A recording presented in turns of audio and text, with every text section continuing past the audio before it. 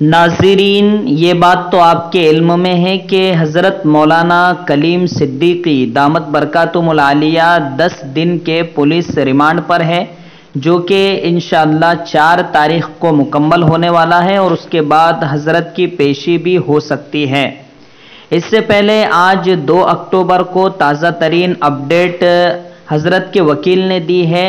مومن ملک نے بتایا ہے انہوں نے کہ حضرت بالکل خیر و عافیت کے ساتھ ہے، حضرت کی طبیعت بھی بالکل اچھی ہے، اور آج میں کھانا اور کپڑے لے کر حضرت کے پاس گیا تھا، حضرت بالکل بخیر ہے اور دعاؤں کی درخواست کی ہے۔ تو ناظرین، حضرت نے دعاؤں کی درخواست کی ہے،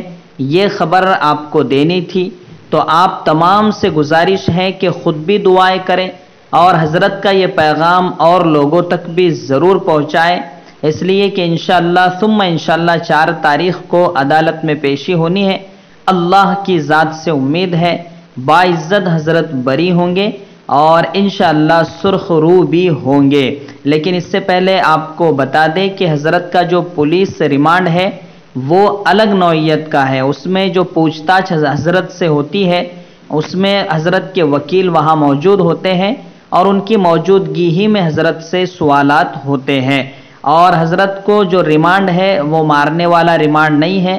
بلکہ ایک بہت ہی بہترین انداز میں حضرت کو رکھا گیا ہے۔